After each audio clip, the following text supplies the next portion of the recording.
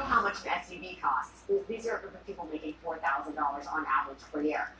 Myanmar or Burma, where the average, I think, annual per capita GDP is $1,200 a year, a country that's in the middle of a brutal 4-year civil war that has displaced millions of people. Suddenly their priority is to rebalance a trade deficit unless they want to be hit with a 40% tariff. I mean, none of this makes any sense. None. It's completely ignorant of the geopolitical realities of any of these countries. The strategy is non-existent. The man's being called a taco, or that's his new moniker, and that's, it's gentle given the clown show that's playing out here. I ain't lying, it's a clown show. And the biggest clown sitting in the White House. July 9th is the same as August 1st. The reality is, this administration is finally waking up to the fact that these trade deals usually take years to negotiate.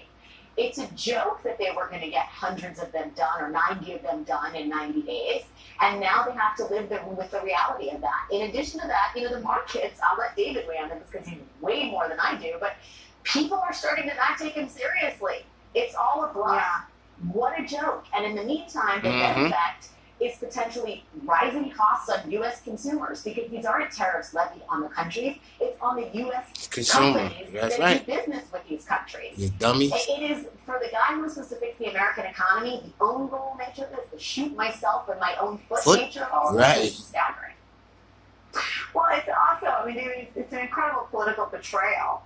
The promise that we're told swayed the swing vote was the price of eggs, the price of things. And even an incompetently executed trade war does not bring the price of anything down.